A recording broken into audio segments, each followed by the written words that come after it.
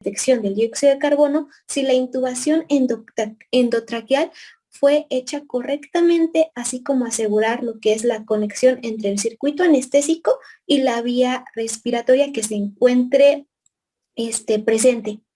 Y también nos ayuda a evaluar lo que es la ventilación y perfusión pulmonar, pues ya sabemos que representa lo que es un índice cuantitativo y cualitativo, y también nos ayuda con la observación de los cambios en este valor del dióxido de carbono y en la morfología que les vamos a explicar en el capnograma.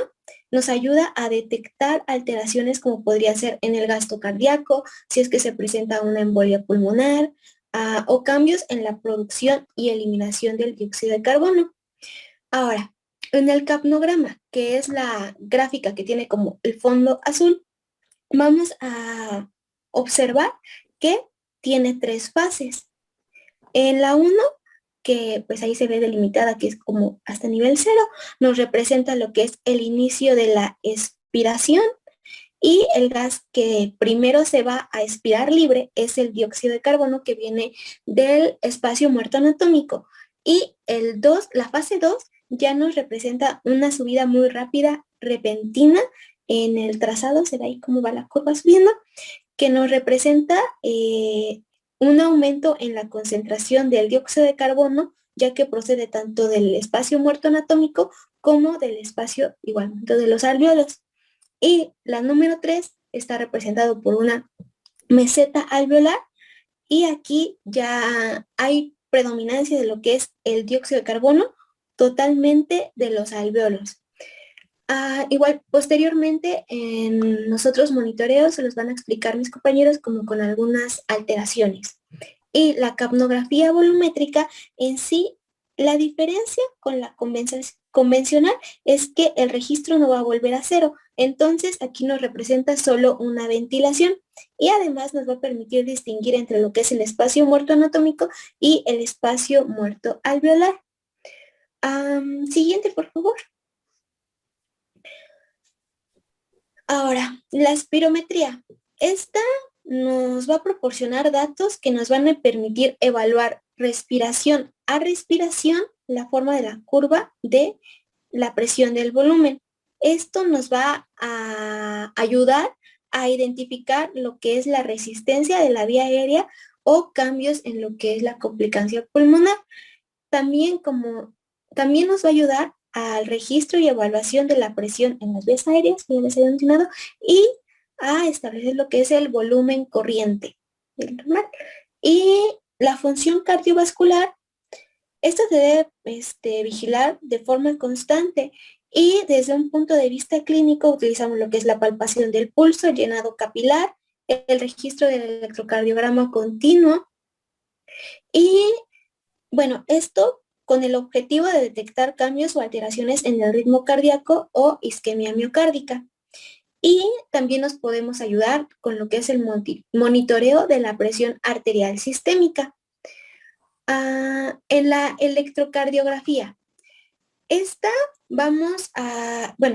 artículo que estaba leyendo, que era de monitoreo básico anestésico, nos mencionaba que el registro electrocardiográfico se hacía con 5 derivaciones.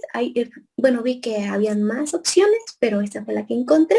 Y pues los electrodos tienen que estar colocados en forma firme, correcta, respecto a su localización.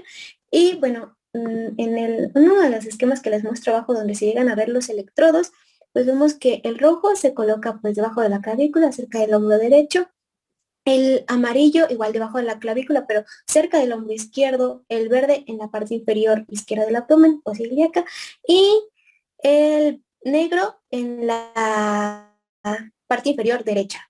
Y el blanco se puede colocar en cualquiera de las posiciones precordiales, preferentemente en lo que son B1 para monitorizar la presencia de arritmias supraventriculares, y en B5 para monitorizar en caso de que se llegue a presentar algún síndrome coronario agudo. Ahora, en sí, el electrocardiograma nos va a arrojar datos para poder evaluar lo que es frecuencia, ritmo, conducción, repolarización y asistolia. En el segmento ST podemos llegar a ver si es que se presentan algunos datos de isquemia miocárdica, en la derivación de 2 que nos refleja lo que es la cara inferior del corazón y alteraciones que podemos ver en la arteria coronaria derecha, y en la B5 es en la cara anterior y en la arteria coronaria izquierda. Siguiente, por favor. Ahora, la presión arterial no invasiva. Encontré que la vigilancia de esta presión se puede llevar a cabo con la medición no invasiva y es preferentemente cada 5 minutos. Es conveniente señalar este registro y considerar lo que es el uso adecuado del manguito del baumanómetro. Pues conocemos el bauma, está lo que es el brazalete, y en la parte donde salen como los tubitos que luego utilizamos, pues ahí es el manguito, y en base a ese manguito eh, vamos a poder tener una correcta valoración de la presión arterial, ya que su posición normal adecuada para la valoración es a la altura del corazón, aproximadamente a nivel del cuarto espacio intercostal, si el paciente se encuentra en un plano horizontal. Ahora, si colocamos este manguito, o bueno, este brazalete por debajo del nivel del corazón, la presión arterial que se va a registrar se va a ver aumentada. Y por el contrario, si es que se coloca por arriba del nivel del corazón, se va a reflejar en una presión arterial menor a la real. Tenemos otras consideraciones, es por ejemplo si el paciente se encuentra sentado o si el manguito es colocado en cualquier área quirúrgica que se encuentre por arriba del corazón. Se dice que va a existir un gradiente hidrostático de 0.7 TOR. Este valor de los TOR, nada más encontré que era como en honor a un personaje que se llama Torricelli, pero en sí un TOR es equivalente a 1 milímetro de mercurio. Entonces podemos decir que existe un gradiente hidrostático de 1 milímetro de mercurio menos de presión por cada centímetro que va a haber de distancia entre el corazón y el área quirúrgica. Ahora, existe otra forma de conocer lo que, o de llevar a cabo el monitoreo hemodinámico, y se puede llevar a cabo por medio del registro de la pletismografía. Esta pletismografía es una herramienta que nos va a reflejar lo que es el tono simpático y los cambios en el volumen sistólico similar a la curva de presión arterial, de la línea arterial, y nos va a arrojar información del funcionamiento cardiovascular también. Y la variabilidad de la onda se va a correlacionar con el estado intravascular del paciente, y pues también su valor nos va a decir qué también va a responder el paciente o no a la administración de líquidos. Entonces aquí el anestesiólogo puede realizar un manejo óptimo ya medido de lo que es la fluidoterapia, que en un momento se los voy a mencionar, en los pacientes ya bajo anestesia general. Y bueno, el análisis de la amplitud de la forma de esta onda y de la variabilidad del índice de la curva durante una ventilación mecánica nos va a permitir conocer datos del estado cardiovascular y hemodinámico del paciente a través de la evaluación del ritmo, de la frecuencia, de la contractilidad cardíaca, del volumen latido y del estado hemodinámico. En las gráficas que les presento abajo se puede ver lo que son las fases de la curva de la pletismografía, que nos describe lo que son los momentos que representan una presión arterial sistólica, la diastólica, la media y la presión arterial de pulso. Y en la que está hacia la derecha, más a la derecha, esa nos representa igual lo que sería, ¿cómo era? La línea A nos representa un aumento en la presión o contractilidad cardíaca, la B un volumen latido, y la C y D, la C nos representa el tiempo sistólico y la D el tiempo diastólico. Y bueno, es importante también llevar a cabo lo que es el registro de la variabilidad de la presión del pulso en pacientes ventilados, que nos va a poder inferir si el paciente necesita la administración de líquidos. Y siguiente, por favor. entre ya los últimos puntitos está lo que es el monitoreo de la temperatura, que es de forma constante, sistemática y nos permite detectar lo que serían alteraciones térmicas no intencionadas, ya puede ser hipotermia o hipertermia, así como también manejar adecuadamente a aquellos pacientes a los que se le induce una hipotermia terapéutica. La hipotermia vamos a definirla si es que la temperatura central está por debajo de 35 grados centígrados. La hipotermia nos disminuye lo que es el metabolismo, el consumo de oxígeno y se dice que el metabolismo va a disminuir de un 7 a un 9% por cada grado que disminuye la temperatura. Si juntamos hipotermia más alcalosis, no, bueno, encontré que podríamos ver una desviación en la curva de disociación de hemoglobina hacia la izquierda. Si se va a la izquierda, no sé si recuerden lo que es la afinidad que hay de la hemoglobina por el oxígeno. Bueno, si se va hacia la izquierda, va a disminuir lo que es esta afinidad. A la derecha, aumenta. Y bueno, tenemos que también disminuye lo que son la velocidad de reacciones enzimáticas, principalmente las relacionadas con la coagulación y agregación plaquetaria, así como también nos puede incrementar la posibilidad de complicaciones, ya sean infecciones cardiovasculares y un mayor tiempo de recuperación anestésica. En la relajación muscular hay que recordar que siempre que se utilicen bloqueadores neuromusculares y que sea posible, vamos a estar monitorizando lo que es este nivel de relajación. Tenemos, bueno, abajito se pone una tablita muy chiquita, la verdad, de los medicamentos que Ujú. se... ¿Continúo, doctor? Adelante, adelante. Ok. Bueno, tenemos los medicamentos que se pueden utilizar, que son despolarizantes o no despolarizantes, no vamos a entrar mucho en eso, pero se ha encontrado lo que es una mayor incidencia de hipnosis insuficiente durante la anestesia en los pacientes que tengan algún efecto de estos bloqueadores neuromusculares y también se pueden ver lo que son complicaciones respiratorias ya en lo que es el periodo posoperatorio, ya por los efectos que nos quedan de estos medicamentos. Y la diuresis, pues se tiene que estar monitorizando constantemente y es un indicador de la perfusión de los órganos, de la presencia de hemólisis, si hay una mioglobinuria en destrucción del músculo liso o hemoglobinuria posterior a una transfusión sanguínea. Pero lo que debemos de mantener es en el periodo transanestésico que permanezca en 0.5 a 1 mililitro por kilogramo por hora. Hay que tener en cuenta pues a los pacientes que pueden estar pues politraumatizados porque pues tienen una condición de hipovolemia, choque hipovolémico que nos pueden llevar a una insuficiencia renal aguda y esta insuficiencia renal aguda se puede presentar como hasta en un 1% de los pacientes que son sometidos a cirugías no cardíacas. Y ya por último, tenemos la valoración del estado de conciencia. Por favor, la siguiente.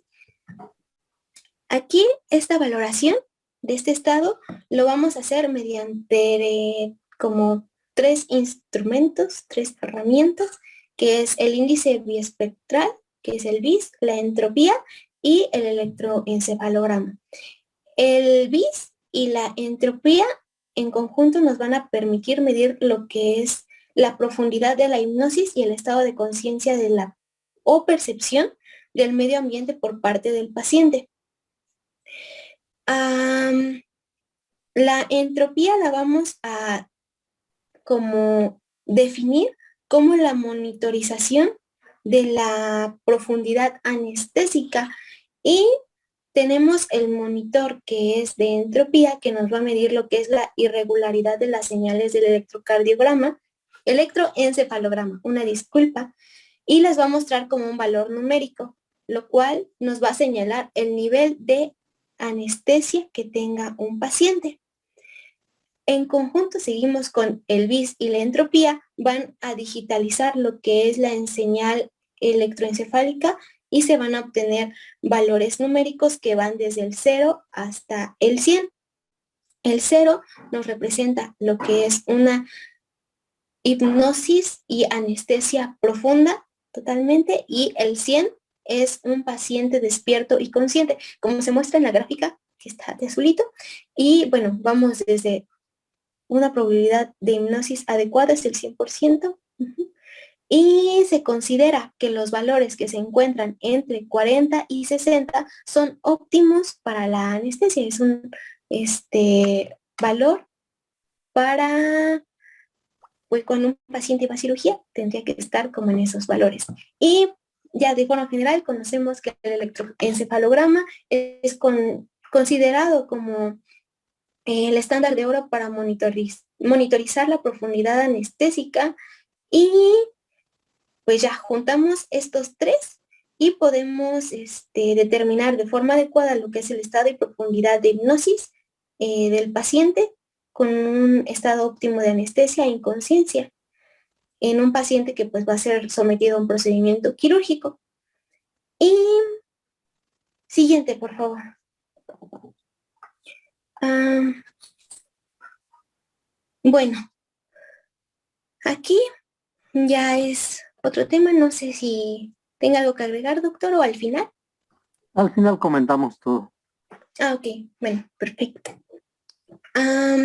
Vamos con el siguiente tema, que es líquidos parenterales o administración de líquidos parenterales. Siguiente, por favor. Estas son generalidades, un repaso, ya lo conocemos. El agua pues nos constituye lo que es de un 50 a 60% del peso total del cuerpo, y esto va a depender, como ya sabemos, de la edad. Entonces, a menor edad hay mayor agua corporal.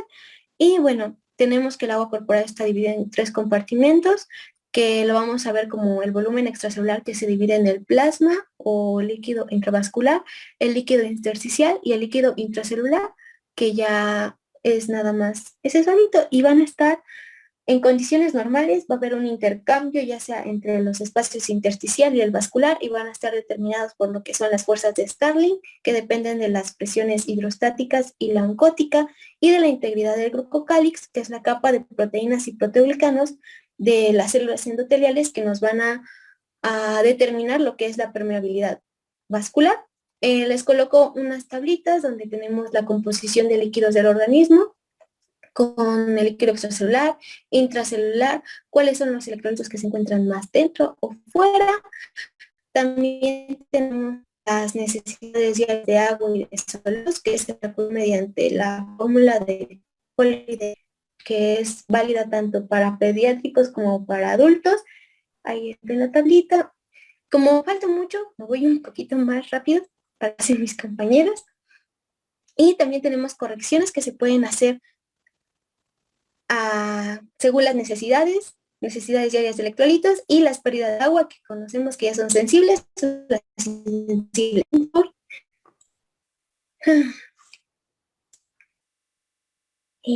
Siguiente.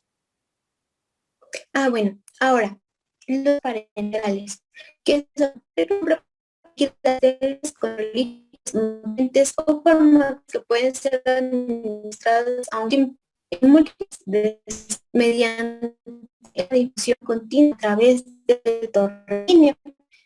Hay que considerar que el tratamiento del paciente quirúrgico en el y de los electrolitos, porque observamos en lo que es el volumen de los líquidos y en la política, principalmente, bueno, ya sea en periodo preoperatorio de la intervención, después de esta, también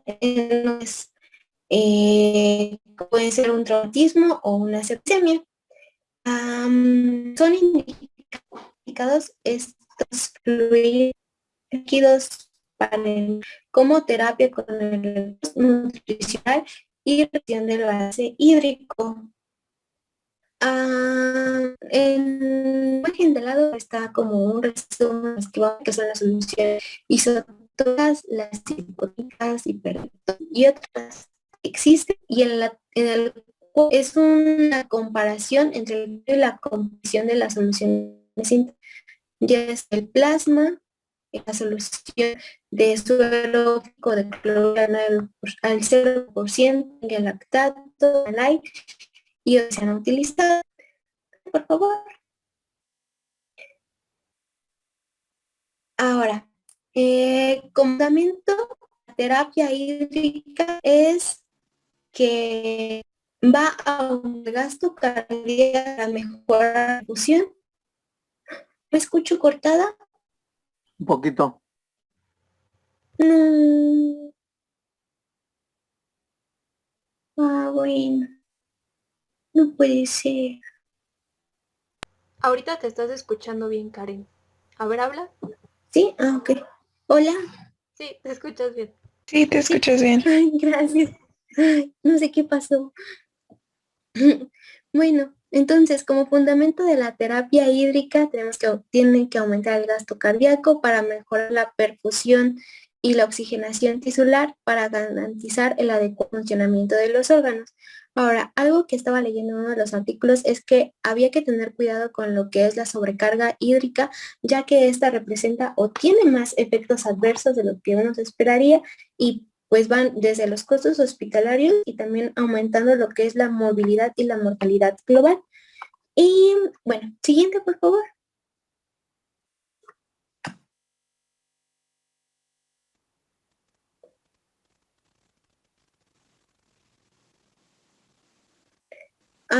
Bueno, las indicaciones para esta terapia con fluidos parenterales va a ser, por ejemplo, en un ayuno mayor a 24 a 48 horas o una menor ingesta de alimentos. También si es que disminuye el líquido extracelular, si hay pérdidas renales, si hay una depresión hídrica por aumento de pérdidas, ya sea por sudoración excesiva, cetoacidosis hídrica o un síndrome hiperosmolar, trastornos hidroelectrolíticos o pérdida de volumen, como lo podemos ver en un shock hipovolémico, deshidratación y hemorragias.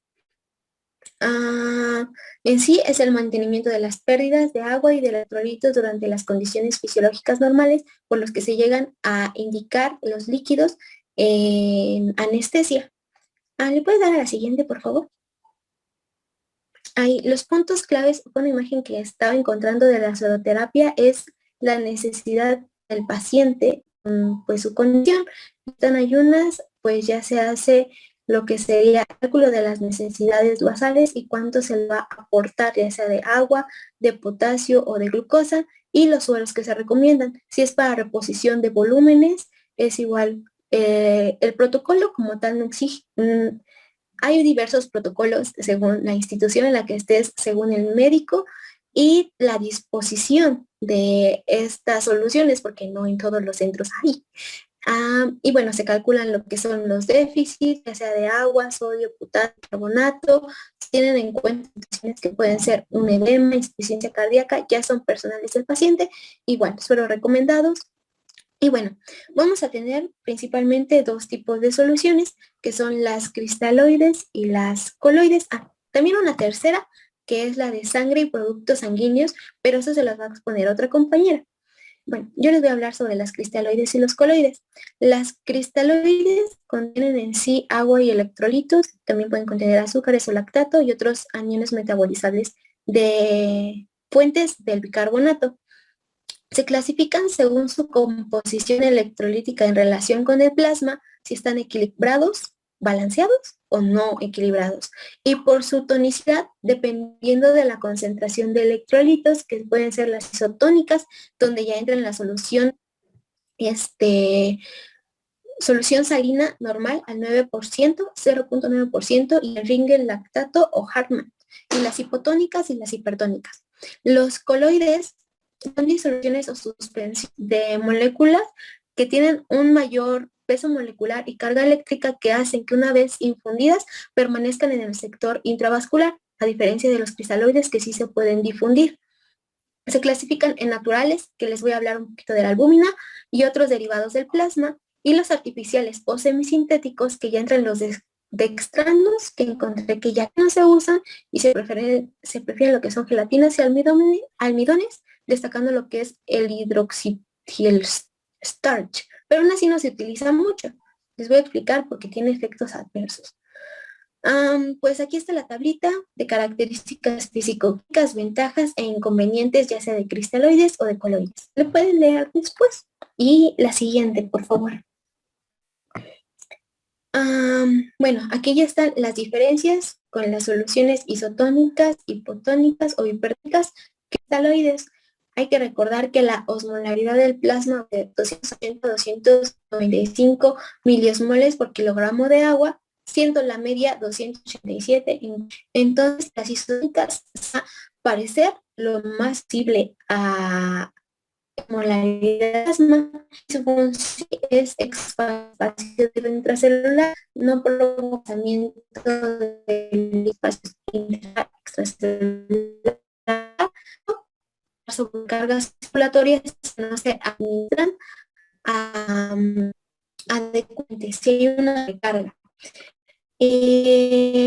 Las soluciones se encuentran se aplican soluciones a ver es una condición de la hemoglobina, la de hemoglobina y no escucho.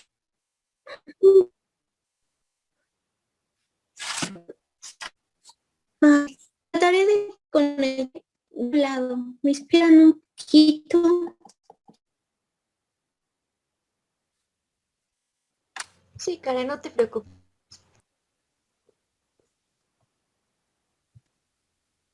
A ver, voy.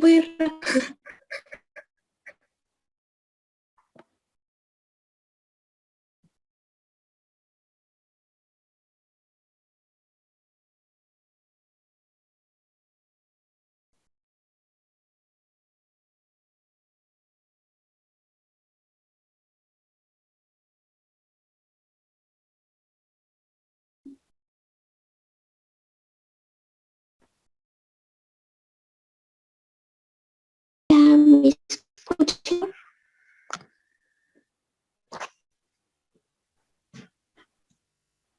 Hola. Creo que se te fue la señal. Pero, ¿ya me escuchan? Sí te escuchas, pero un poquito Pero un cortado. poquito cortado. No puede ser. Ahorita te escuchas bien. Ya te escuchas mejor. Sí, ya te escuchas mejor. Ok. Estoy con el celular. Pero bueno, espero que ahora sí funcione bien. Entonces, les estaba explicando las que soluciones isotónicas. Ya no me acuerdo en qué estaba. Bueno, tienen la misma concentración de solutos a lo que es concentración de la osmolaridad del plasma. También se conoce como suero fisiológico a lo que es la solución salina o cloruro de sodio 0.9%. Es el cristaloide estándar. Se puede ligeramente hipertónico por la acción de que llega y una de carácter importante que mencionar es que la solución puede causar estado de acidosis por el cloro que les dictaba que tiene y adicional lo que se vaya renal, más de que existen una diferencia clave. No me escucho otra vez. A ver, habla. Hola. Sí te escuchas, Karen. Ay, es que díganme, ay, no sé si ya no. Que por rato se escucha cortado. Muy cortado. A ver. No puede ser. A ver, ahora trataré desde otro lado. A ver, no.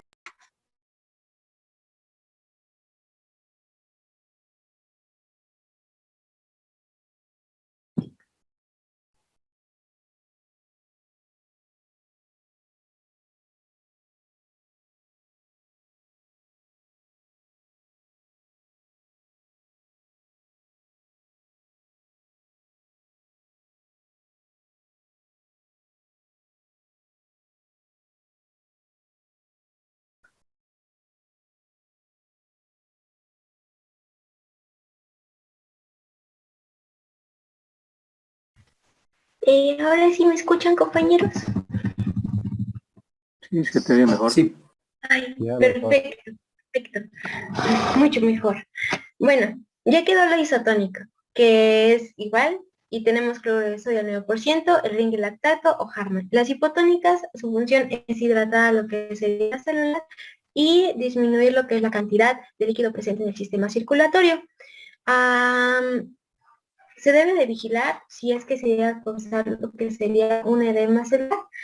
En sí, las hipotónicas nos ayudan a la corrección de anomalías electrolíticas, ya sea como la hipernatremia por pérdida de agua libre, como en pacientes diabéticos o con deshidratación crónica, donde lo que en sí hay principalmente es una pérdida del volumen intracelular.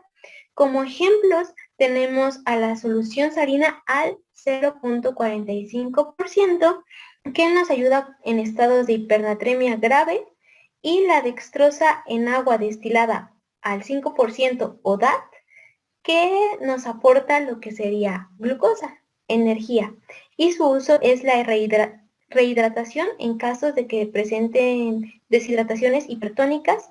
Y ya tenemos por último lo que son las hipertónicas, tienen más electrolitos, más soluto, más osmolaridad, que su fin es reponer lo que son electrolitos y desplazan los líquidos extracelulares desde los espacios intersticiales al plasma, lo que nos aumenta la volemia y la presión arterial, pero lo que debemos de tener cuidado o vigilar es la presencia de una deshidratación. Y entre los ejemplos de estas soluciones hipertónicas son la solución de dextrosa en agua destilada al 10, 20 y 50%, que igual metabolizadas desprenden energía y nos ayudan también, recordando, la glucosa es como un proveedor indirecto de potasio a la célula. Entonces, lo que hace es que moviliza sodio desde la célula hasta el exterior y potasio en sentido opuesto como respuesta. Y bueno, ya siguiente. Por favor, cito. Bueno, aquí hay diferencias de las soluciones intravenosas que les voy a mencionar.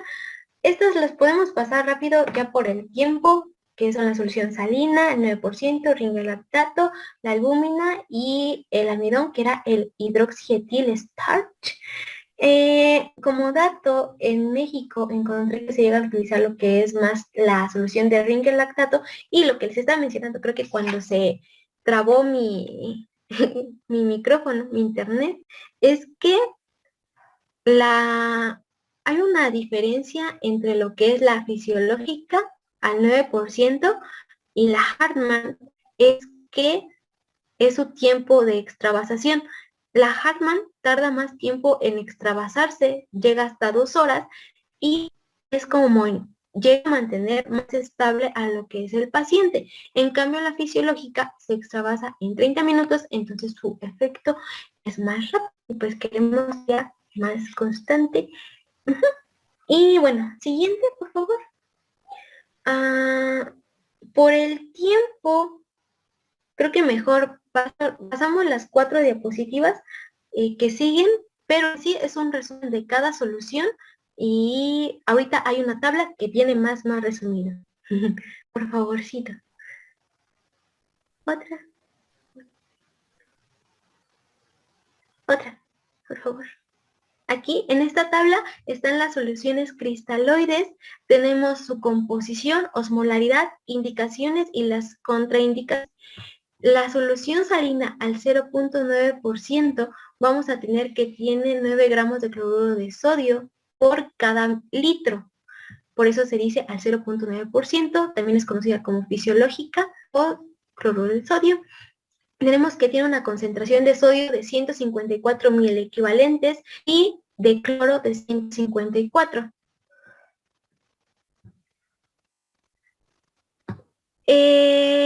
Aquí nada más les muestro como las generalidades. Y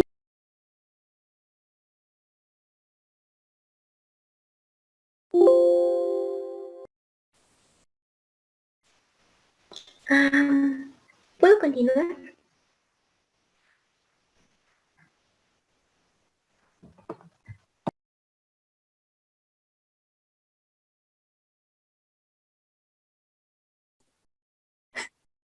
Adelante, compañera. Bueno, como ya vi el mensaje de mi compañero que igual le tocan indicaciones y contraindicaciones, solo nos vamos a centrar en lo que sería su composición y pues su osmolaridad, que como ya les dije, su clasificación. Tal vez si podemos regresar dos para que les explique lo de la albúmina, porque ese es un coloide. Estas son las cristaloides.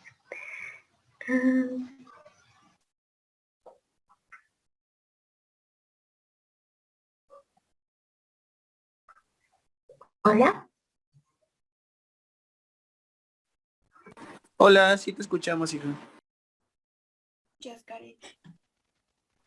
Si le regresan 2 diapositivas. Por favorcito, para los coloides. Por favorcito.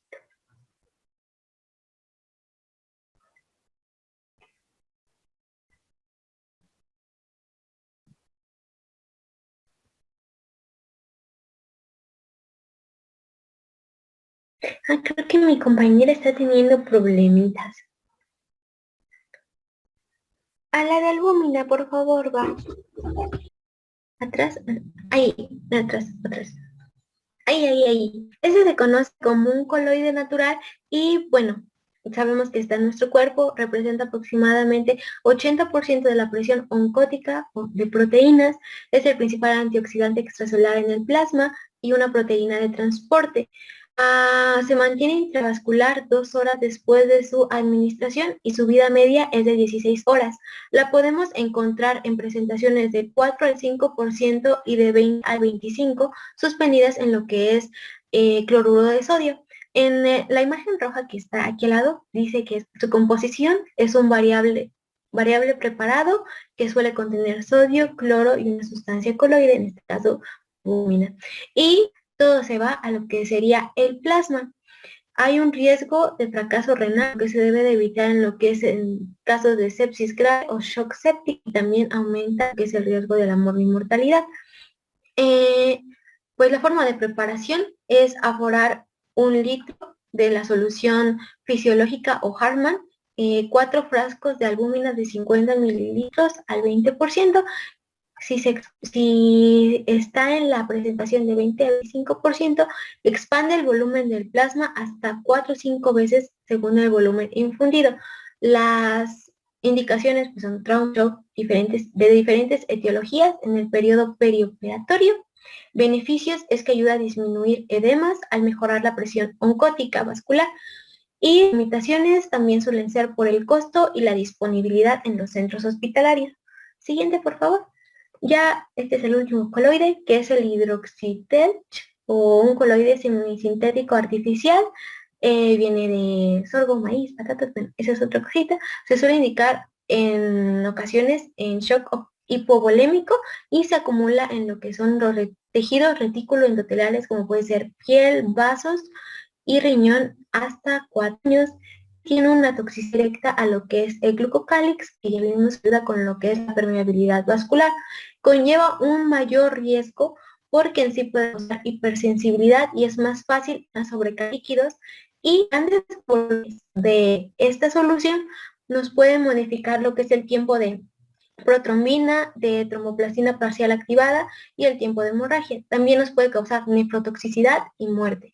Se ha considerado que tiene un mayor costo sin algún beneficio clínico y las contraindicaciones, que es en el paciente crítico, insuficiencia renal, insuficiencia cardíaca congestiva y trastornos hemorrágicos. Ya, siguiente, por favorcito. Hasta después la tabla, me parece. Estos ya son otras soluciones que podemos encontrar, están creo que muy bien resumidas según su composición, el suero glucosado al 5% y el hiposódico al 0.3 y glucosado al 5%. Sus indicaciones y para qué sirven. Y en la otra imagen, al ladito que les puse, están las soluciones y preferentemente cómo se distribuyen ya una vez infundidas. Como por ejemplo tenemos la salina, que se va más a lo que es el líquido intersticial, los coloides como la albúmina directamente al plasma, y pues demás, ya lo pueden leer después. Y ya como último, ¿me parece? Hola. Aquí encontré otro artículo que era ¿qué impacto tiene el uso de fluidos intravenosos en el paciente quirúrgico? La administración o la fluidoterapia es una intervención muy cotidiana que suele afectar mucho a lo que son los pacientes quirúrgicos. Pero se dice, bueno, el artículo que estaba leyendo era como de 2008 y dice que está pobremente soportada desde el punto de vista científico, ya que se han publicado diversos estudios que revalúan los esquemas tradicionales y apuntan más a lo que sería una administración más cautelosa, conservadora, para obtener lo que es la meta de normovolemia. Entonces se plantea si es mejor ser cauto o generoso en los fluidos, preferentemente cauto. Y el concepto fundamental es prevenir lo que sería el edema tisular, porque afecta de manera adversa lo que serían los procesos de cicatrización en la mayoría de las cirugías mayores. Entonces, el edema empeora lo que es la oxigenación tisular, al aumentar el esfuerzo intracelular. Bueno, eso ya lo sabemos. Y ¿qué dice la literatura quirúrgica respecto a los fluidos? Han encontrado incluso más efectos como adversos y una sobrecarga, incluyendo lo que aquí ya podríamos ver como eran complicaciones, mayores complicaciones como podría ser el edema pulmonar, una falla renal, que presente una resistencia de suturas o que ya nos lleven a desenlaces quirúrgicos adversos. En la otra pregunta era acerca de, ¿hay literatura que documente que los fluidos alteran los desenlaces? Pues se dice que apenas estaba como que dando hincapié a lo que es este tópico y que se prefería a partir de esos estudios mejor un uso conservador, manteniendo un balance neutro de los fluidos, y así vamos a obtener lo que sería un 65% de más beneficios que todas las demás complicaciones postquirúrgicas.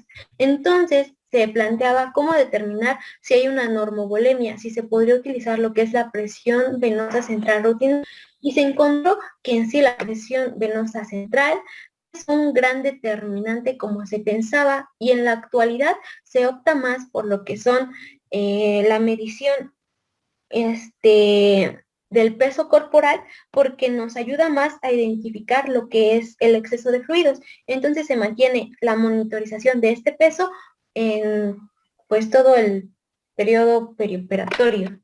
Y en caso de que no se pueda determinar el peso corporal del paciente, que puede llegar en un estado de shock o crítico, pues se puede valorar si es que el paciente reacciona a lo que es la administración de fluidos y mejora el gasto cardíaco. Si es que lo mejora, entonces estamos haciendo un bien al administrar los fluidos.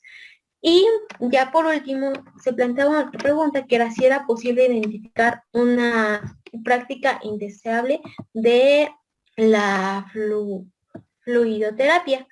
Y en este punto se considera que pues toda actividad médica pues tiene un beneficio, y pues hay que tratar de que no tenga, que no sea innecesario, o que incluso peor, genere algún daño.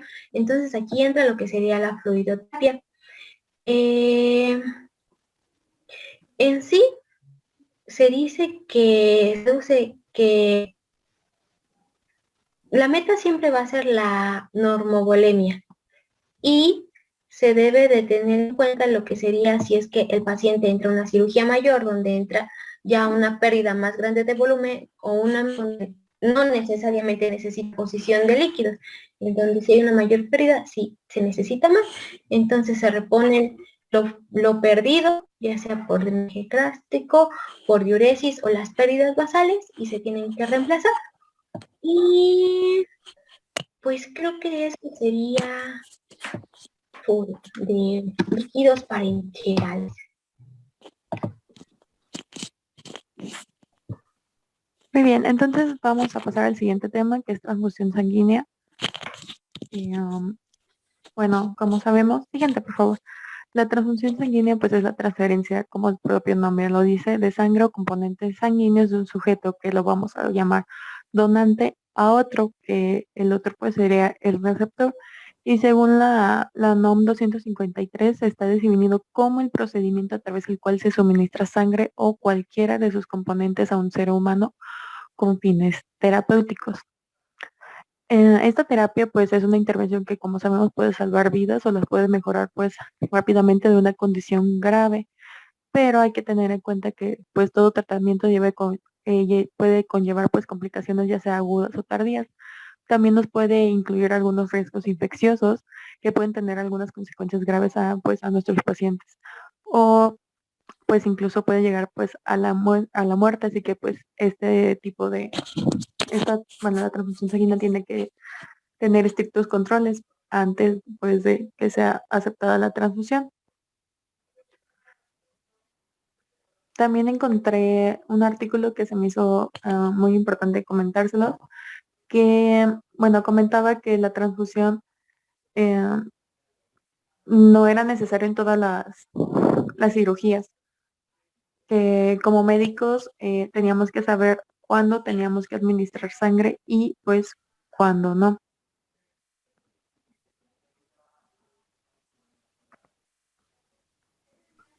Muy bien, también, bueno, en ese artículo marcaba pues la NOM 003, que decía en el artículo 17.1 que pues decía que pues el médico va a ser el responsable de esta indicación y supervisión de esta transfusión de sangre y de sus componentes sanguíneos, lo cual pues podrá efectuarse por otros trabajadores, perdón, de la salud, que serán pues corresponsables del acto transfusional. Muy bien. En los hemocomponentes de la transfusión sanguínea, pues tenemos pues diferentes derivados, que esos son obtenidos a partir del fraccionamiento del plasma humano y pues son utilizados con fines terapéuticos. Y pues lo que vamos a obtener pues del paciente principalmente, ahí les puse una imagen que, bueno, me pareció como muy fácil de entender, que era pues la sangre total fresca. Esta sangre total fresca hay que tener en cuenta que pues esta no es la que se transfunde, la sangre tiene que ser pues, tiene todo un proceso de separación en el cual pues, principalmente pues se va a dividir en el concentrado eritrocitario, que pues este es el que es la sangre que le pasa al paciente, se llama concentrado eritrocitario. Y de ahí tenemos el plasma fresco en plaquetas o PRP, también lo pueden encontrar así, que de este vamos a derivar a otros tres, que es el concentrado de plaquetas, el plasma fresco congelado y pues se puede obtener también el plasma de 24 horas, pero ese es un proceso diferente. Y del plasma fresco congelado vamos a tener otros hemoderivados que va a ser el crioprecipitado, la albúmina que les comentó mi compañera, globulinas y concentrados de factores de coagulación. Estos son,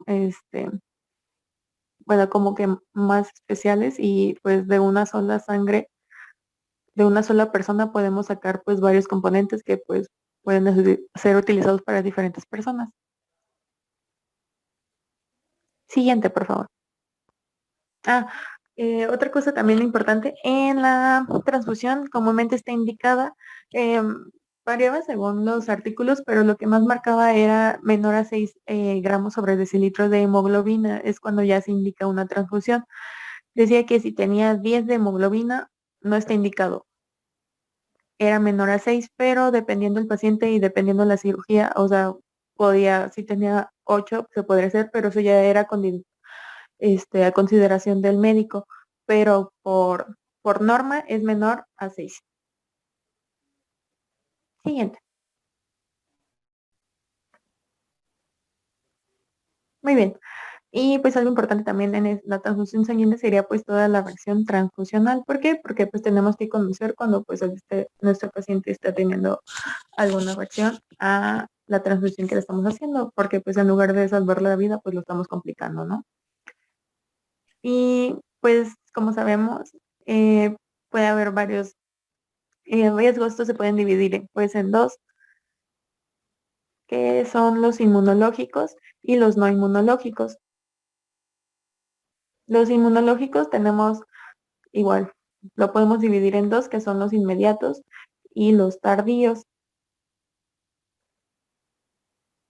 Los inmediatos, pues son los que se dan dentro de las 24 horas o en el momento, en ese mismo momento, que son 4, que puede ser una reacción hemolítica, una reacción febril no hemolítica, una reacción alérgica anafiláctica o urticaria, o un daño pulmonar agudo. De estos, entre los síntomas pues más recurrentes que tenemos van a ser escalofríos, fiebre o un incremento inexplicado de la temperatura corporal, pero mayor a 1 centímetro dentro pues de las primeras 2 horas después de esta transfusión. Y pues la urticaria es como la más común que tenemos dentro de los pacientes, que pues va a ser por un paquete eritrocitario. Y pues hay que tener en cuenta, y lo que se me hizo muy importante de esta reacción transfuncional es que estos signos no van a ser detectados durante la anestesia, así que pues si se transfunde un paquete globular, pues no vamos a poder detectar estos signos, así que hay que tener mucho cuidado. Y pues las reacciones hemolíticas pueden ocurrir después de la administración de sangre, y estas pues puede poner en peligro la vida, pero pues esto hay que tener muy en cuenta, y esto se hace pues en el banco de sangre, la reacción cruzada, dependiendo los tipos sanguíneos del paciente.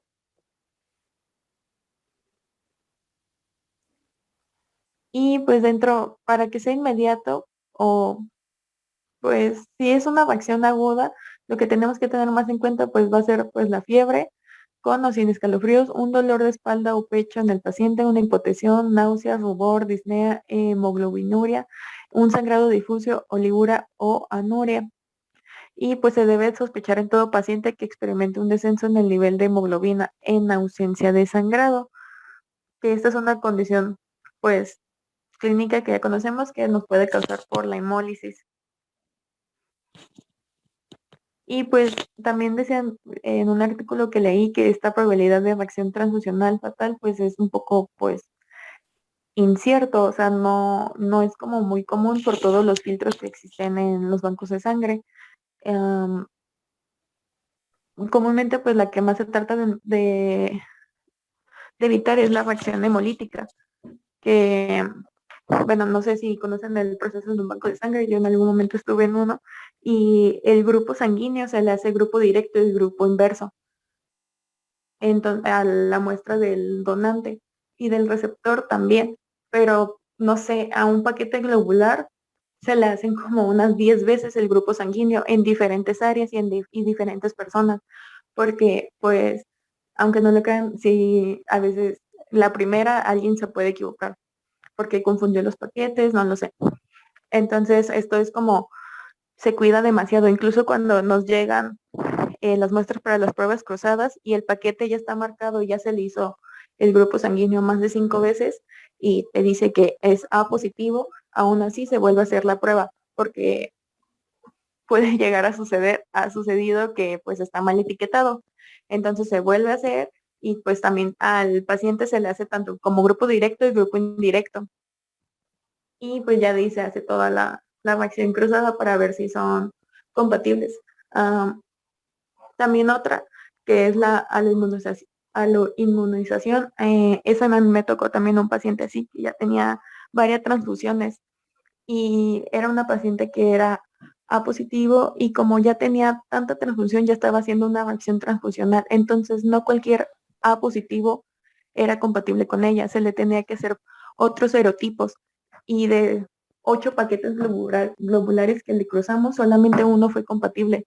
Así que pues esa es otra igual reacción que tenemos.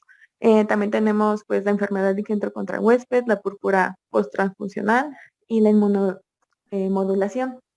Siguiente, por favor. Y los monos no inmunológicos, que pues estos los inmediatos pues podría ser una insuficiencia cardíaca congestiva, hipotermia, un desequilibrio electrolítico, o podemos tener un choque séptico. Y en los tardíos pues esto sería una transmisión pues de enfermedades que pues como sabemos, de estas enfermedades podría ser el VIH, la enfermedad de Chagas, hepatitis B, C, que igual lo tenemos pues como riesgos, el citomegalovirus también se puede, pero de eso no se hace pruebas. De los que más se hacen pruebas en estas, y lo que más se detecta pues es el VIH, hepatitis C, hepatitis B, la enfermedad de Chagas. Esas son las pruebas que comúnmente se hacen y son las que más se pueden pues transmitir en este tipo, pero pues sí, en los artículos que decía era como la probabilidad era muy baja, era en casi todos de 1 en 200,000 personas. Entonces, ahorita con todas las pruebas que se hacen. Siguiente. Bueno, de transfusión eso sería como todo porque, bueno, lo vimos en hematología y no quería, como teníamos como un poco de tiempo para exponer, no quería como que fuera tan repetitivo el tema. De aquí vamos a ver monitoreo preanestésico, transanestésico y posanestésico. Y como comentó mi compañera Ana Karen, estos temas pues son como, también lo vamos a ver en el siguiente equipo, así que pues no vamos a ser como muy repetitivos. Y pues el monitoreo preanestésico, siguiente por favor. Bueno, yo solamente les puse como que lo básico, porque no quería que se repitiera y fuera como un poco tedioso el tema. Entonces, ¿qué vamos a hacer? Pues se va a iniciar con una planificación y de identificación de las contingencias posibles bajo las cuales se prevé que transcurrirá el acto médico en un caso concreto. Vamos a tener una visita preparatoria y una evaluación preanestésica, que este pues va a ser el control de la máquina de anestesia, la preparación de los elementos especiales para enfrentar pues situaciones que pues serían pues todos los equipos de monitores, si el paciente va a ocupar transfusión, si es alérgico a algún medicamento, toda la historia clínica y todos los que se tenía que prever, que igual expuso el equipo 1. Igual vamos a dirigir y realizar monitorizaciones invasivas, que van a ser pues los catéteres centrales, para yugular o basílica, cefálica, los líneas arteriales, catéteres de filtración, y pues vamos a ver si igual se va a utilizar la colocación de sondas, ya sean nasogásicas y vesicales. Eso sería pues a grandes rasgos lo que se tiene que hacer, pero pues la preparación del paciente antes de toda la anestesia.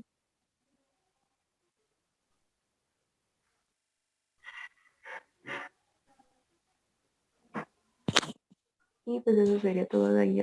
Creo que va a continuar mi compañera Bárbara.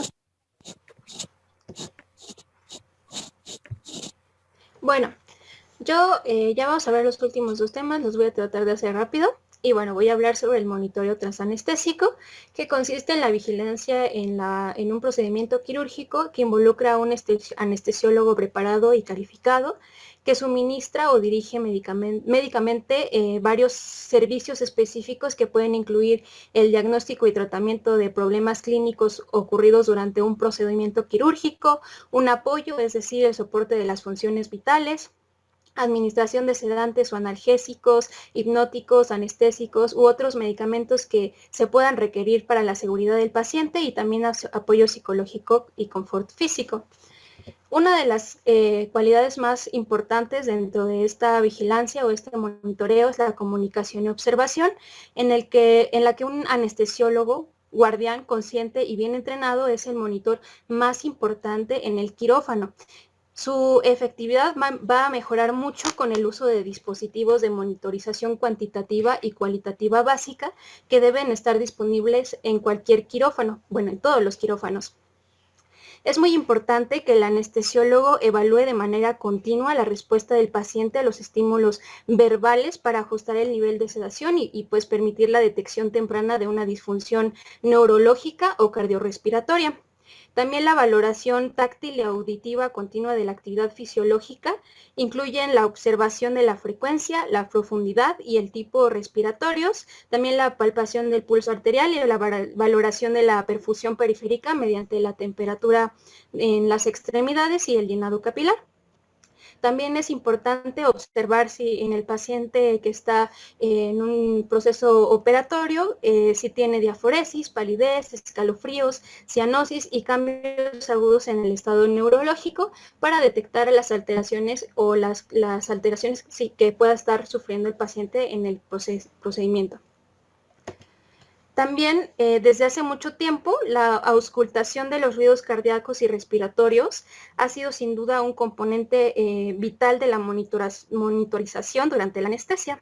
La colocación de un estetoscopio precordial cerca de la hendidura external de un paciente no intubado nos puede aportar una información muy importante sobre la permeabilidad de las vías respiratorias superiores, también la monitorización de los ruidos cardíacos y valorar si la ventilación está adecuada. Uno de los objetivos principales durante un procedimiento transanestésico es asegurar una adecuada concentración de oxígeno en la sangre arterial del paciente. Ningún monitor del transporte de oxígeno tiene un mayor efecto en la práctica de la anestesiología que el oxímetro de pulso, que precisamente va a medir la oxigenación arterial. Entonces, como ya habíamos visto anteriormente, es el oxímetro de pulso el que se utiliza en la mayoría de las intervenciones quirúrgicas para medir la concentración de oxígeno. Esta es una técnica no invasiva, muy segura y cómoda para el paciente y nos permite la vigilancia de la oxigenación arterial en tiempo real. El uso de la medición cuantitativa de la oxigenación está requerida de manera específica en los estándares de la ASA para la monitorización transoperatoria y los valores que se esperan en el porcentaje de la saturación de la hemoglobina va a mayor del 90% y se va a considerar suficiente para asegurar un aporte de oxígeno a los tejidos. Los valores esperados en una oxigenación del 100%, la saturación debería de ser al menos del 95 al 100%, y ya se considera una hipoxia cuando es menor al 80%. Cuando hay una baja saturación se puede hablar se puede hacer indicación de que hay una hipoventilación, hay apnea, hay obstrucción de las vías aéreas, hay un aporte de oxígeno al circuito insuficiente o inexistente, o puede ser por una perfusión disminuida o una disfunción pulmonar. Los mecanismos importantes por los que se puede afectar la función respiratoria durante una vigilancia anestésica monitorizada incluyen los efectos de los sedantes y los opioides en el impulso respiratorio, también la permeabilidad de las vías respiratorias y los reflejos que los protegen. Algunos de los factores para la pérdida de la saturación arterial incluyen la obesidad, la obstrucción preexistente de las vías respiratorias y una enfermedad respiratoria, así como el sitio del quirófano y la posición del paciente. Otra de los elementos básicos para monitorizar la monitorización transanestésica es la capnografía, como ya había mencionado mi compañera al principio, que nos va a dar un registro gráfico de los niveles del dióxido de carbono. Aunque es más efectiva en un paciente intubado, puede obtenerse información muy útil en un paciente con respiración espontánea que tenga una mascarilla facial o dispositivos por vías respiratorias nasales o unas cánulas nasales. Este puede utilizarse para vigilar la respuesta respiratoria y para ayudar a la detección y el tratamiento de la obstrucción de las vías. Puede detectar hipoventilación durante la administración de oxígeno complementario y se va a caracterizar por una onda que tiene fases, como ya había mencionado mi compañera, en la que se ve la expiración y la inspiración.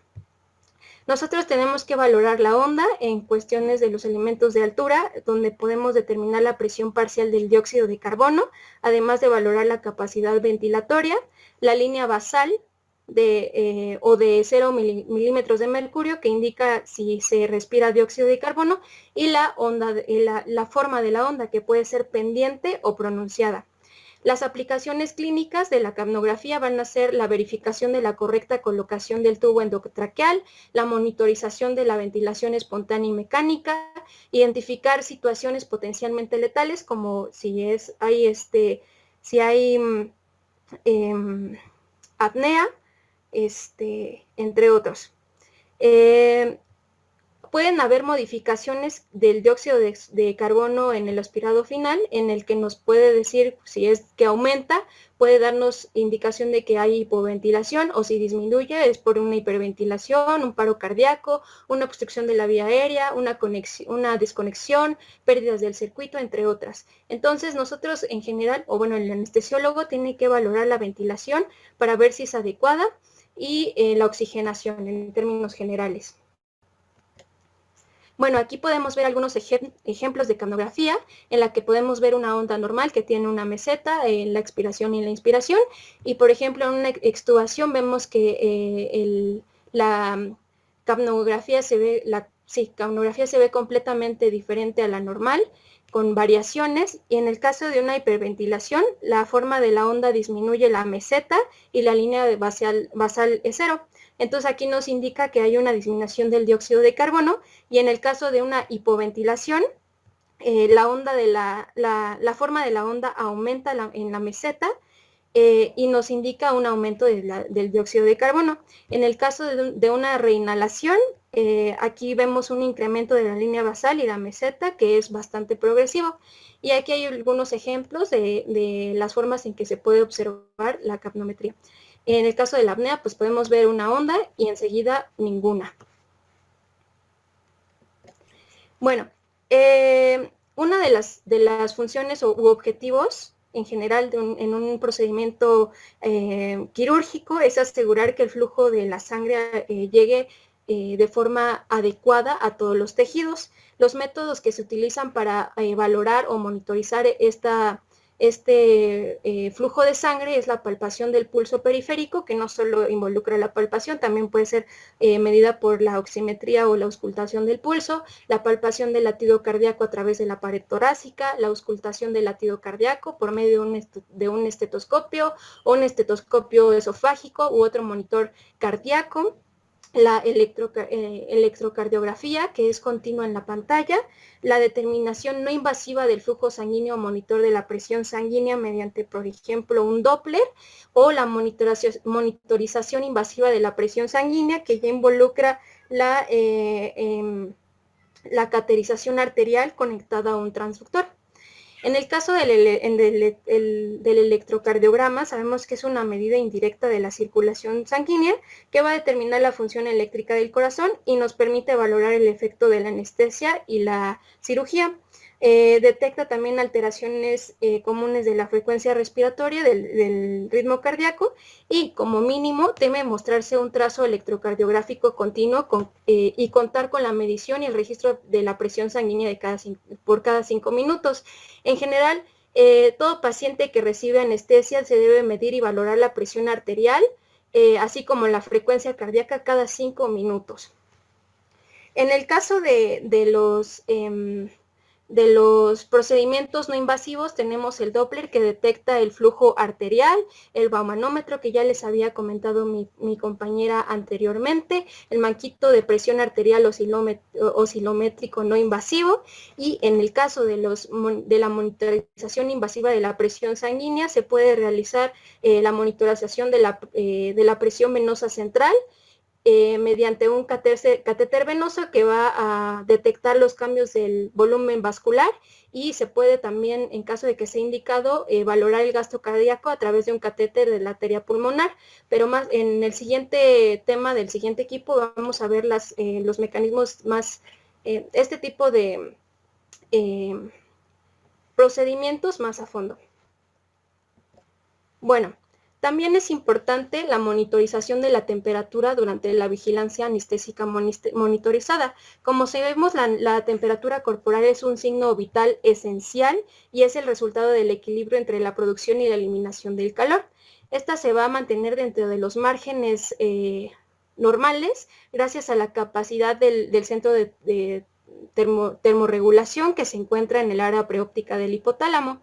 Entonces, fisiológicamente, la temperatura central va a fluctuar entre los 36.5 y 37.2 grados centígrados, y las pérdidas de calor normal van a ser por radiación, conducción, convección, respiración y la evaporación. También tenemos que hablar de la hipotermia, que es definida como una temperatura corporal menor a los 35 grados centígrados, y según su severidad se puede clasificar en leve, de 32 a 35 grados centígrados, moderada, de 28 a 32 grados centígrados, severa, menor a 28 grados centígrados. Y en el caso de que haya una hipotermia, los mecanismos compensatorios van a ser pues los escalofríos, la vasoconstricción intensa, que va a aumentar el consumo de oxígeno, la frecuencia respiratoria, además del ritmo cardíaco, el volumen sistémico, el gasto cardíaco, la presión arterial, entre otros. Entonces sabemos que la hipotermia va a favorecer el enlentecimiento de la presión y la presión de las funciones vitales que conducen a un colapso circulatorio. Además de que pueden presentar consecuencias de una infección de la herida quirúrgica, deficiencias en la cicatrización y también en la alteración del metabolismo de fármacos anestésicos, entre otros. En términos generales, la temperatura en un paciente bajo anestesia va a disminuir de los 2 hasta los 6 grados centígrados. Esto debido a que también hay anestésicos que alteran el centro termorregulador y predisponen a la redistribución y vasodilatación, provocando una pérdida de calor. Por ejemplo, en el caso de los opioides, disminuyen el mecanismo de vasoconstricción y aumentan la vasodilatación periférica, propiciando una pérdida de calor muy importante. La temperatura corporal, la disminución de esta temperatura va a ocurrir en 3 fases. En la primera hora posterior a la inducción anestésica hay una pérdida de calor de 1 a 1.5 grados centígrados por la radiación. En la fase 2, la temperatura central se va a reducir de forma lineal y tiene una duración de 2 a 3 horas. La pérdida de calor va a superar a su producción. En la fase 3, después de 3 a 5 horas bajo anestesia, durante la tercera fase, la pérdida de calor es tan grande que va a rebasar su producción y comienza la termorregulación por vasoconstricción, y en este momento la temperatura va a permanecer constante. Para medir la temperatura se pueden utilizar métodos invasivos e ininvasivos, en el que el método no invasivo va a ser la medición de la temperatura cutánea axilar o la temperatura cutánea de la frente. El no invasivo de la medición de la temperatura cutánea axilar y de la frente, y el invasivo va a ser la medición oral, rectal, de la membrana timpánica, del esófago, de la nasofaringe y de la vejiga. Entonces, la medición de la anestesia, de la temperatura durante la anestesia, debe de realizarse siempre que sea posible, utilizando las ondas específicas para el registro de los cambios de temperatura que se van a acoplar al termómetro electrónico disponible en casi todos los monitores multiparamétricos que se utilizan en el medio. En el caso de los recién nacidos y los ancianos, son los pacientes con mayor riesgo de desarrollar hipotermia durante una anestesia. En el caso de los recién nacidos es porque hay una mayor superficie corporal en relación a su peso, y hay poca cantidad de grasa subcutánea y también tienen una piel delgada. Y en el caso de los ancianos es porque hay una disminución de la masa muscular y hay un tono disminuido que también propicia una pérdida del calor. Dentro de la etiología más bien de la pérdida de la temperatura o la hipotermia estaría la temperatura ambiente del salón, que puede ser a 21 grados centígrados, los líquidos intravenosos a temperatura ambiente, soluciones de irrigación fría, pérdida de calor por las vías aéreas, un metabolismo basal disminuido, entre otros. Y para la prevención de la hipotermia se puede utilizar incubadores o cunas precalentadas en el caso de pacientes pediátricos, o programación del aire acondicionado en las salas de quirófano con temperaturas mayores a 22 grados centígrados. También se pueden utilizar mantas o colchón térmico a 37 grados centígrados y calentar las soluciones. En el caso de que haya consecuencias por hipotermia, pueden haber susceptibilidad a infecciones, trastornos de la coagulación, depresión respiratoria, apnea, entre otras. Entonces es muy importante cuidar la temperatura corporal durante un procedimiento quirúrgico que involucre una anestesia. Bueno, por último, en este caso es muy importante hablar de la monitorización del índice biespectral, que se desarrolló específicamente para evaluar la respuesta del paciente durante la anestesia y la sedación farmacológica. La monitorización de la sedación es atractiva por la posibilidad de ajustar con más exactitud las dosis de los fármacos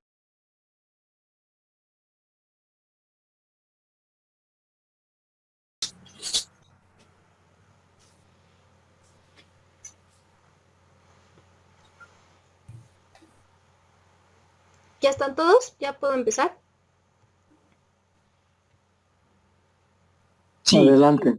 Ok.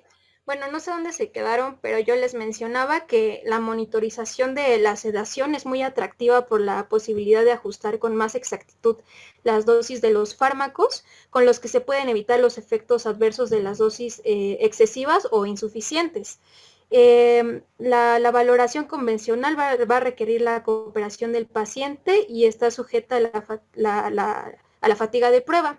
En este caso se pueden utilizar escalas de valoración de alerta de sedación por parte del observador, en los que se registran datos del habla, la expresión facial, los ojos y la calificación específica, además de otra de la profundidad de la sedación, en la que podemos observar al paciente y sus características. El uso de monitores de encefalograma procesados no es obligatorio y por lo tanto las indicaciones para su empleo quedan a criterio del médico que está realizando el monitoreo, ¿no? Bueno. En el caso del monitoreo postanestésico, involucra a la paciente posterior a una intervención quirúrgica para detectar o prevenir alteraciones en parámetros fisiológicos, ajustes de líquidos y uso de fármacos postoperatorios. Aquí es muy similar a todo lo que hemos mencionado anteriormente desde el principio de la exposición, en la que vamos a monitorizar inmediatamente la presión arterial.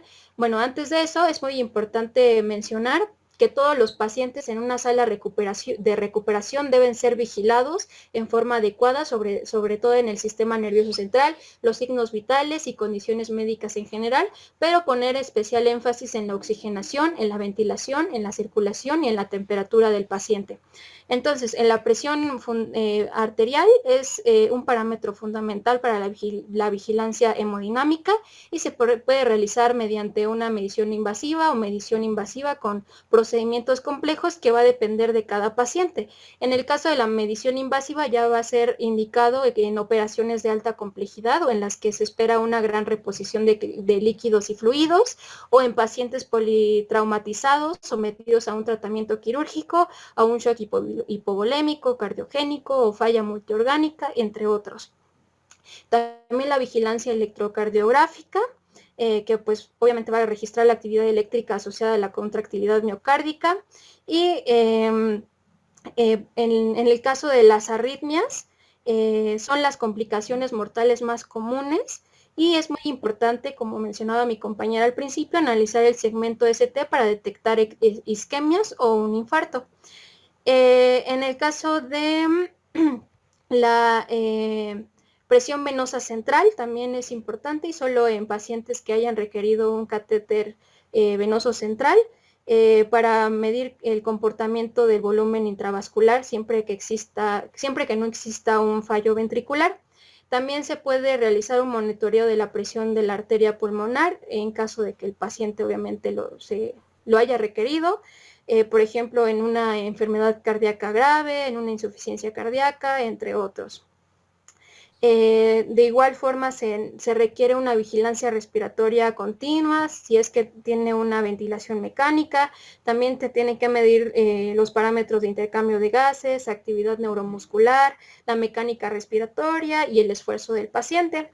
También es importante valorar los gases en sangre, que es muy útil en pacientes con insuficiencia respiratoria. También la detección del equilibrio ácido-base, la medición del pH, la presión del oxígeno, la presión del dióxido de carbono, el bicarbonato, entre otros. También la oximetría de pulso, como ya hemos visto, la saturación del oxígeno en sangre, la capnografía también para saber si hay un estado ácido-base, la regulación de la ventilación pulmonar y la frecuencia respiratoria, entre otros. La diuresis, en este caso, una diuresis adecuada no solo va a significar el buen funcionamiento renal, sino también es expresión de una adecuada perfusión de los tejidos. Bajos valores en la producción de orina se observan en pacientes que están en estado de shock hipovolémico o con restricción de líquidos, y la diuresis normal durante el acto anestésico va de 0.5 a 1 milímetro por kilogramo por hora. También otro aspecto importante en la monitorización posanestésica sería la temperatura. Como ya vimos, la hipotermia es la alteración más frecuente en el acto anestésico y, por ejemplo, durante la recuperación anestésica, la temperatura se eleva muy lentamente y el paciente experimenta una sensación muy desagradable que puede ir de escalofríos y así.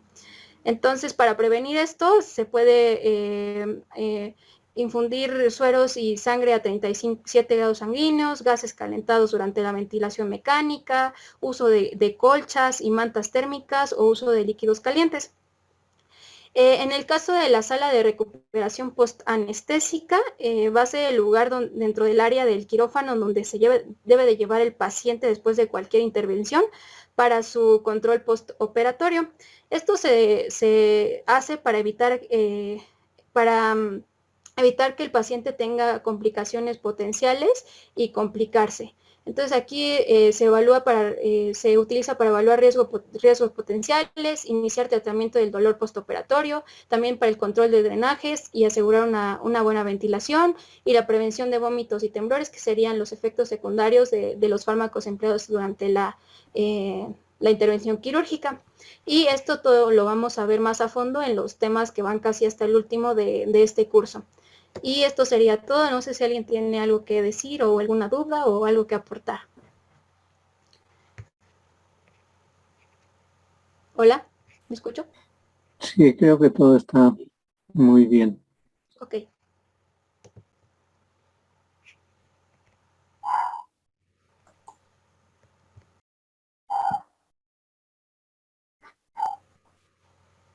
¿Hay algo que quieran mencionar o aportar o algo así?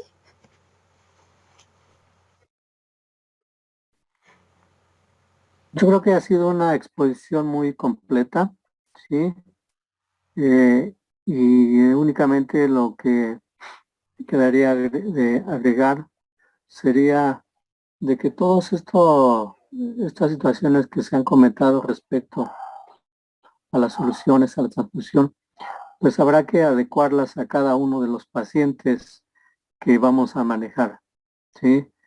El tipo de soluciones que en un momento dado vamos a utilizar, pues ya se van a adecuar al padecimiento, al tipo de cirugía y cómo vamos a utilizarlas. Bueno, tomando en cuenta el tiempo de permanencia dentro del espacio intravascular. Necesitamos aquellas soluciones, sobre todo cuando existen sangrados abundantes. Necesitamos soluciones que permanezcan un mayor tiempo dentro del espacio intravascular. Y para esto, pues ya mencionaron la solución salina, la solución de Hartmann, que en promedio van de 30 minutos a 2 horas de su permanencia. Todo dependiendo en qué condiciones se encuentre ese endotelio vascular. Acuérdense que el endotelio vascular, si se encuentra dañado, pues va a ser más fácil que estas soluciones salgan del espacio intravascular. Pero bueno, en el paciente, vuelvo a repetirles, son diferentes los escenarios en un paciente programado a cirugía y en un paciente que va a entrar de urgencia al quirófano. Entonces, en el paciente programado, pues es un paciente, se considera sano desde el punto de vista general, salvo la situación por la que va a entrar a cirugía. Entonces ahí consideramos que está funcionando bien su pulmón, su riñón, su corazón, ya después de esa valoración preoperatoria que debemos hacer en cada uno de ellos y donde se van a detectar si es que existen algunos trastornos y se van a corregir previos a la cirugía. Entonces vamos a encontrar un paciente que va a estar desde el punto de vista fisiológico funcionando normal o dentro de la normalidad. Y esperamos, por consiguiente, no tener ningún contratiempo durante la cirugía. Ahora, ¿cómo vamos a a manejar estos líquidos? Bueno, pues ahí existen algunas fórmulas y de manera general, y lo vamos a seguir viendo todavía, debemos evaluar, hacer un balance de líquidos. Y en el paciente quirúrgico ya vamos a evaluar primero cuáles son sus requerimientos básicos, cuáles son sus pérdidas insensibles, cuál es su déficit estimado de líquidos, cuál es el sangrado, cuáles son las pérdidas por el aparato de anestesia, si es que es anestesia general, y cuál es su diuresis. Entonces, todos estos parámetros los vamos a ir valorando por hora, vamos a ir cuantificando, vamos a ir anotando, ¿sí?, todo esto para saber en qué condiciones está nuestro balance de líquidos después de la primera hora, después de la segunda hora, después de una tercera hora. Y todo este balance de líquidos pues debe ser estricto en cada uno de los pacientes. Y ya nos va a ir indicando si nos hemos quedado cortos en la administración de líquidos y qué tipo de líquidos. En la sala de cirugía generalmente utilizamos la solución fisiológica, la solución de Hartmann, ¿sí?, y de coloides, el almidón al 6%. Todos estos nos van a mantener presiones arteriales suficientes para que haya una buena perfusión, ¿sí?, un buen transporte de oxígeno. Todo esto vamos a ver que se cumpla reponiendo específicamente la solución, y si es necesario en un momento dado, pues ya paquete globular para el transporte de oxígeno. Esto vamos a ver que la sangre en un momento dado debe reunir ciertas características para que sea efectiva en este transporte de oxígeno.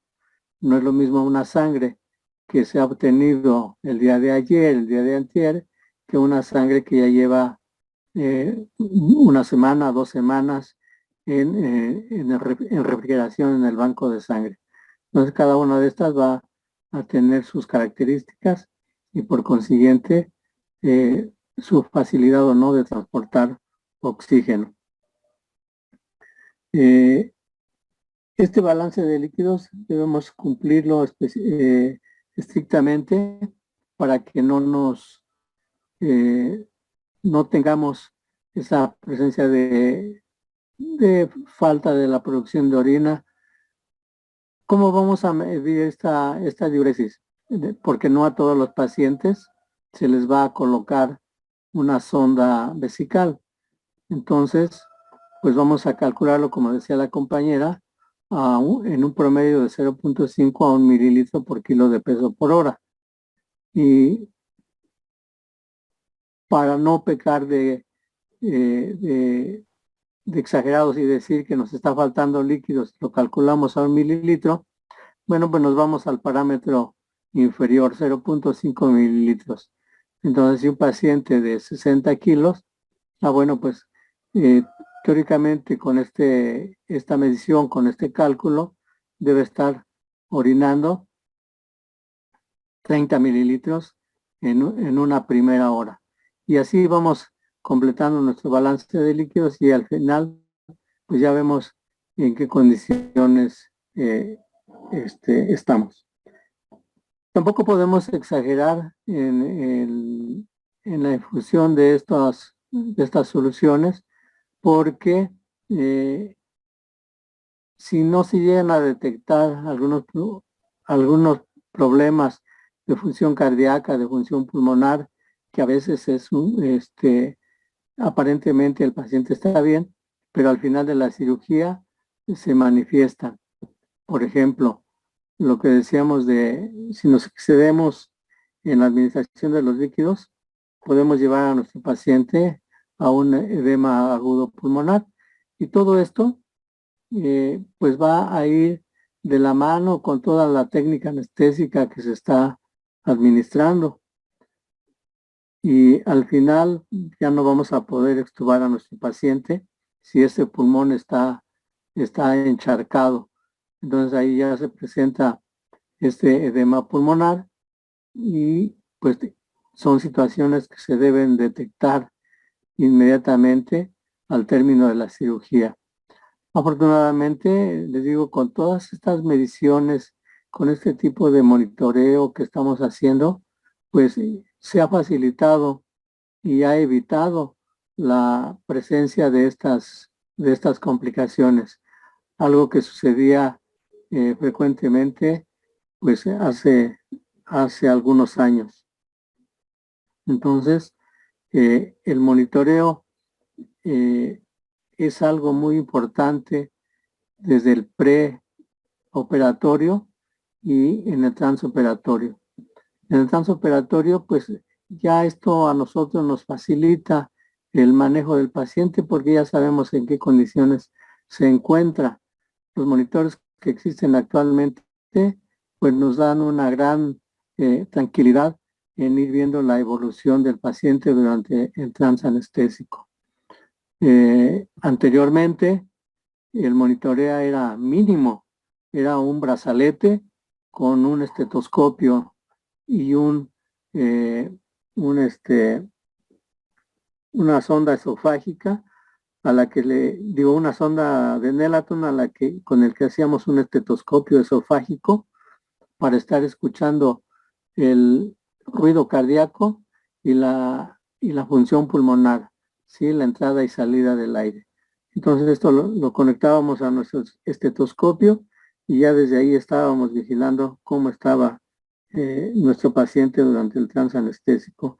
Se puede decir, era una monitorización muy escasa, por no decir mínima, pero a medida que ha pasado el tiempo se ha ido mejorando esto y actualmente pues ya todos los monitores que ustedes conocen nos dan todos estos parámetros que nos están indicando cómo se encuentra nuestro paciente en verdad durante el transanestésico.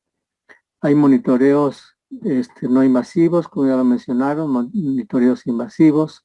Entre los no invasivos está, por ejemplo, el del BIS, que igualmente nos dan una tranquilidad, pero sí enorme, ya que los parámetros que mencionaban ahí de 0 a 100, y si lo llevamos a un parámetro o a unos datos numéricos de 40, entre 40 y 60, entre 40 y 50, pues quiere decir que nuestro paciente está en un buen plano anestésico quirúrgico, que tiene buena analgesia, ¿sí? Y eso se refleja en el resto de signos vitales. La presión arterial estará dentro de los límites normales, la frecuencia cardíaca igualmente, la oxigenación, todo va a estar dentro de la normalidad. Esto ha facilitado muchísimo el manejo de los pacientes en diversas cirugías. Otro tipo de monitorización que se puede hacer en alguna cirugía en especial, por ejemplo, cirugías de columna vertebral, cuando hay descompresión de raíces nerviosas. Aparte de todo este monitoreo que llevamos a cabo, se auxilia el cirujano, ya en este caso ya no tanto nosotros, sino el cirujano, de una monitorización de la conducción nerviosa de las raíces nerviosas de las extremidades inferiores. Entonces ya el neurofisiólogo hace su colocación de electrodos en áreas específicas del cráneo y de las extremidades, y desde ahí está auxiliando al cirujano de qué grado de descompresión lleva durante el transoperatorio. De estos se toman registros basales y ya en el transoperatorio se toman nuevamente y se comparan con el inicial. Por ejemplo, si en unos registros basales la conducción nerviosa estaba en 42 milisegundos y ya en el transoperatorio está en 32, bueno, quiere decir que la descompresión nerviosa está mejorando, ¿sí? Y de esa manera el cirujano pues ya se da cuenta de en qué momento considera que está dentro de parámetros normales. Entonces todo este monitoreo tanto invasivo como no invasivo nos ha sido de gran utilidad. Y esto pues en cirugías convencionales, cirugías diarias, llámese apendicectomías, colestectomías, histerectomías, cirugía oncológica, ¿sí? Todo esto, este monitoreo que han mencionado, pues es ahora podríamos decir, es el básico, ¿sí? Y todo esto ya cambia cuando se trata de cirugías mayores como son la de los trasplantes, la de las correcciones en cirugía cardíaca, donde ya hay una circulación extracorpórea en alguna de estas cirugías, pues ya el monitoreo es más específico. Ahí sí ya pues habrá que colocar esos catéteres de arteria pulmonar y de esta manera pues ir viendo la evolución del paciente durante el transoperatorio. Pero ya son casos excepcionales de estos monitoreos invasivos. Aquí en quirófano llegamos a hacer hasta una canulación de la arteria radial para saber cómo está en verdad nuestra presión arterial media, pero será sobre todo en el paciente que esté en malas condiciones, pacientes chocados, pacientes politraumatizados, que requieran esta vigilancia.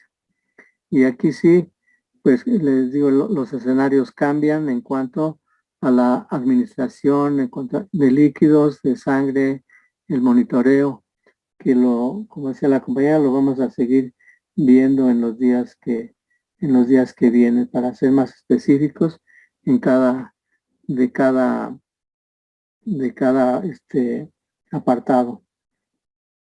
Y de esta manera, bueno, pues llevar a un final satisfactorio el manejo de nuestros pacientes. Este monitoreo pues no termina una vez que acaba la cirugía, sino hay que continuarlo en la sala de recuperación anestésica.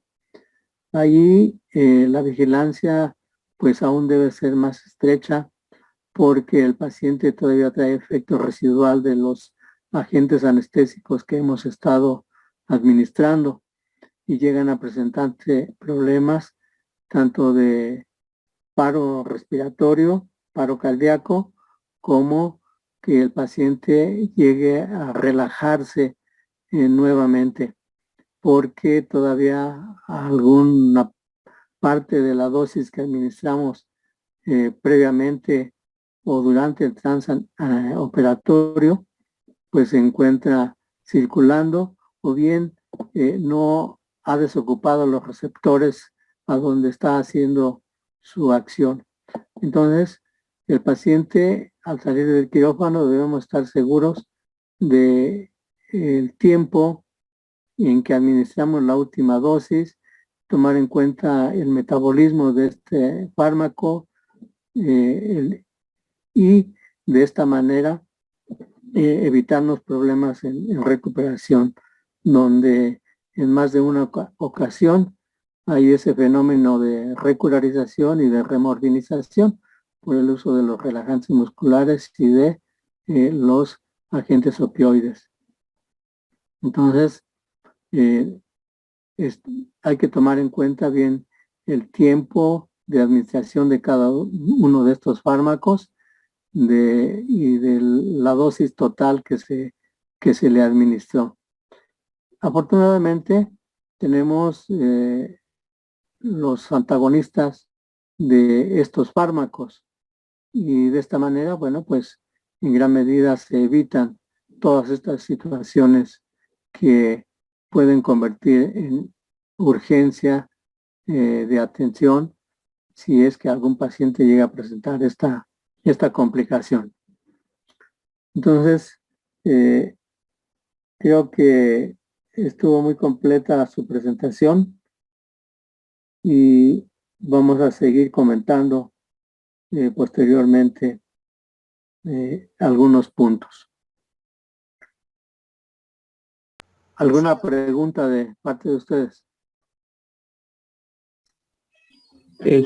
Pregunta no, comentario, que sí es muy importante, ¿no? De tener en cuenta los líquidos que vamos a utilizar, los líquidos parenterales, pero de acuerdo al caso. Una vez en una ocasión nos preguntaban que cómo cambiaba la hemoglobina en un paciente con hemorragia, ¿no? Y pues era cuestión como de analizar el caso y que no cambiaba, ¿no? Porque se estaba perdiendo una misma concentración en los solutos.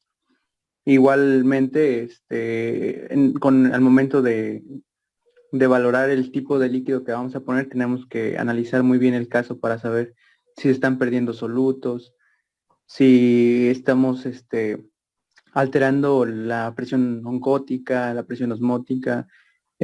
También, por ejemplo, como decían, tener cuidado con la albúmina, que representa un gran valor de la presión oncótica en el paciente. Y pues nada más es eso. Así es. Mira, por ejemplo, hay pacientes, como les decía, el paciente en condiciones normales, ¿sí? El paciente sano programado a cirugía. Pero, por ejemplo, aquí frecuentemente nos pasan pacientes de terapia intensiva que ya tienen falla orgánica múltiple. Entonces, ahí es donde hay que tener cuidado con todas estas soluciones. El paciente con falla orgánica múltiple, aparte de su padecimiento, bueno, pues ya tiene lesión a nivel hepática, a nivel renal, y desde el punto de vista renal, pues es a donde debemos vigilar en la administración de estas soluciones y la cantidad de estas soluciones. Entonces, bueno, a este paciente pues, no le vamos a poner una solución mixta, ¿verdad? O no le vamos a poner una solución glucosada al 5%. Entonces, debe ser ya una solución fisiológica, una solución de Ringer, y de esta manera, pues hacer el cálculo de acuerdo primero a su peso y luego, pues igual tomar en cuenta la diuresis. Entonces, porque en esos pacientes, aparte ya, como decía hace un momento, el endotelio capilar está dañado, y si mencionábamos que estas soluciones nos permanecen dentro del espacio intravascular de 30 minutos a 1 hora y media, 2 horas, bueno, pues con el endotelio capilar dañado, pues fácilmente va a fugar al espacio extravascular, ¿sí? Y se va al espacio intersticial. Y aquí viene entonces ahora, por ejemplo, el uso de estas otras soluciones, las soluciones coloides, para tratar ahora de sacar ese líquido del espacio intersticial al espacio intravascular. Entonces, es el uso de uno y otro producto para lograr la homeostasis en el paciente. Y estos pacientes, te digo, de terapia intensiva, pues la mayoría viene con apoyo de aminas, porque pues ese corazoncito no puede manejar una gran cantidad de líquidos. Ya son situaciones específicas, ¿sí? de cada paciente. Entonces, el cuidado que debe de tenerse en el manejo de estas soluciones, pues igual es muy, muy importante. Si son soluciones que se encuentran al medio ambiente, si son soluciones que debemos calentarlas para evitar una disminución brusca de la temperatura del paciente, que ya son cuidados específicos para cada uno de ellos. ¿Sí? ¿Algún otro comentario, alguna pregunta? Creo que no, Doc, vamos bien. Sí. Sí. Sí quedó claro entonces el tipo de soluciones. Sí. Después vamos a ver lo de transfusión sanguínea, de los grupos y lo que mencionábamos los días pasados, qué se requiere para cada uno de ellos y cómo lo vamos a administrar. Sí, Doc. ¿Algún otro comentario?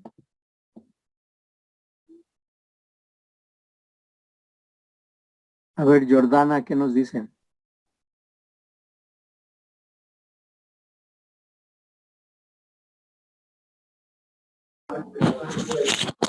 ¿Qué es lo que me preguntó, doctor?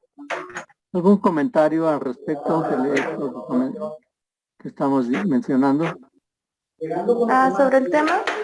Sí, lo que comentó mi compañero Alexis, que dijo que era dependiendo del paciente. También sobre el tema de monitorización que estaba comentando de ciertas situaciones neurológicas. Sí, es muy variable todo esa el monitoreo anestésico que se tiene del paciente porque es dependiendo de la cirugía. Hay cosas que sí son como de base, que es todo lo que pues comentamos, y pues también mañana lo van a volver a comentar sobre la máquina del monitor, pero sí es dependiendo pues la cirugía Así y es. la condición del paciente que tenga, porque pues no es lo mismo si es una situación de un paciente sano que solamente va a ser una apendicitis a una histerectomía de una paciente que ya tenga como otras enfermedades crónico-degenerativas. Así es. Bueno, muy bien. ¿Alguna pregunta de alguien más?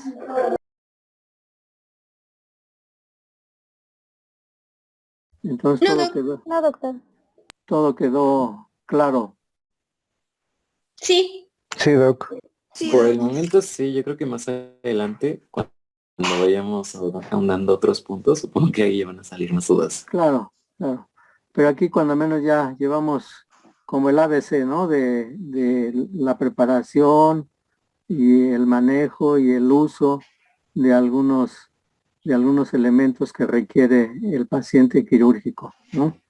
Yo creo que eso es lo importante de todas estas presentaciones, de que se vaya llevando la secuencia de qué es lo que se tiene que hacer con el paciente quirúrgico, ¿sí? Sí, sí, todo lo que está bien. bien. Bueno, entonces nos vemos mañana. Sí, Sí, doctor, muchas gracias. Gracias. Sí, doctor, hasta mañana. gracias, doc. Gracias, doctora. Hasta mañana. Mañana.